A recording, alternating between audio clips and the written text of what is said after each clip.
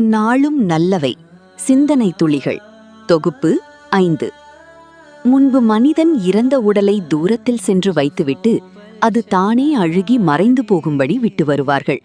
அது மட்டுமல்லாமல் 2003ஆம் ஆண்டில் நடத்தப்பட்ட ஆராய்ச்சியாளர்கள் கண்டுபிடிப்புகளின்படி பண்டைய காலத்தில் மனிதர்கள் இறந்தவர்களை புதைத்ததற்கு ஆதாரங்கள் கிடைத்துள்ளன. இது வடக்கு ஸ்பெயின் நாட்டில் 350,000 ஆண்டிற்கு முன் நடந்த சம்பவத்தில் விளக்கப்பட்டுள்ளது. இங்கு உடல் மக்கிப் போகும்போது என்ன மாற்றங்கள் ஏற்படுகின்றன, உடல் இறந்த பின் என்ன ஆகும் என்று 5 வித்தியாசமான விஷயங்கள் கொடுக்கப்பட்டுள்ளன. திசுக்கள் வெடித்து திறக்கும். இறந்த சில நிமிடங்களில் மனித உடல் அழுகத் துவங்கிவிடுகின்றது.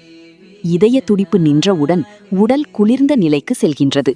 இதை ஆல்கோர் மோர்டிஸ் என்று கூறுவார்கள். உடம்பின் வெப்பநிலை 1.5 டிகிரி ஃபாரன்ஹைட் ஆகி 1 மணி நேரத்திற்கு பின் அறையின் வெப்பநிலைக்கு வருகின்றது.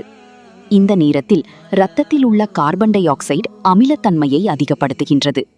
இதனால் திசுக்கள் வெடித்து அதன் என்சைம்ஸ்களை வெளியேற்றி அவற்றை தன்னைத்தானே விழுங்கச் செய்கின்றது. வெளிர் மற்றும் ஊதா நிறத்திற்கு மாறுவது. புவி ஈர்ப்பானது தனது முதல் காலை மனிதன் இறந்தவுடன் பதிக்கின்றது. அதாவது இறந்தவுடன் முழு உடம்பும் வெளிர் நிறத்திற்கு மாறிவிடுகின்றது. அப்போது இரத்த அணுக்கள் கனமாக தோன்றுவதால் அவை தரையின் பக்கமாக ஈர்க்கப்படுகின்றன. ஆகையால் இரத்த ஓட்டம் நின்றிருக்கும் இந்த சமயத்தில் உடம்பின் பின்பகுதியில் ஊதா நிறத்தில் புள்ளிகளும் படைகளும் ஏற்படுகின்றன. இதை லிவர் மார்டிஸ் என்று ஆங்கிலத்தில் கூறுவார்கள். அது மட்டுமல்லாமல் உடம்பில் எப்போது உயிர் போயிற்று என்றும் இதை கொண்டுதான் மருத்துவர்கள் கூறுவார்கள். உடலை இறுகச் செய்யும் கால்சியம். இறந்த உடல் இறுக்கமாகவும் அசைப்பதற்கு கடினமாகவும் இருக்கும். இதை ஆங்கிலத்தில் ரிகர் மார்டிஸ் என்று கூறுவார்கள். இறந்து 3 அல்லது 4 மணி நேரத்திற்கு பின் இந்த செயல் ஆரம்பிக்கின்றது. இதைத் தொடர்ந்து 12 மணி நேரத்தில் அதன் உச்சத்தையும் 48 மணி நேரத்தில் செயலிழந்தும் போகின்றது. இது ஏன் நடக்கின்றது? தசைகளை சுற்றியுள்ள மென்படலங்களில் பம்ப் இருக்கின்றது.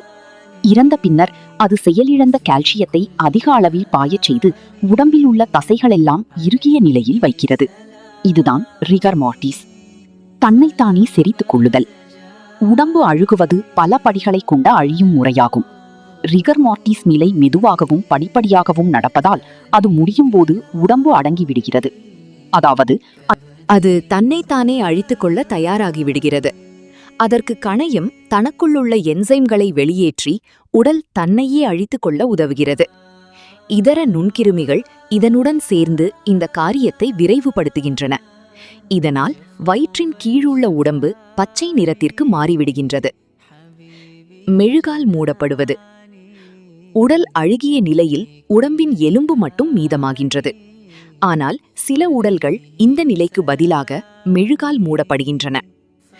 உடல் குளிர்ந்த மண் அல்லது குளிர்ந்த நீரை தொடர்பு கொண்டால் அடிப்போசியர் என்ற ஒரு மெழுகு போன்ற கொழுப்பு மிக்க பொருள் உருவாகின்றது. இது பாக்டீரியாக்களால் உருவாக்கப்படுகின்றது. இந்த படலம் உள்ளிருக்கும் உறுப்புகளுக்கு பாதுகாப்பாக இருக்கின்றது. இறுதியாக புதைக்கப்பட்டாலும் எரிக்கப்பட்டு கரைக்கப்பட்டாலும் நாம் இறுதிச் சடங்கிற்கு பின் மண்ணையே சென்று சேர்கின்றோம். சிலர் மெழுகாக மாறக்கூடும். நன்றி. தொகுப்பு அப்துர் ரஹ்மான் இப்னு முஹம்மது ரிஃப்தி அல் ஹாஷிமி, திஹாரிய.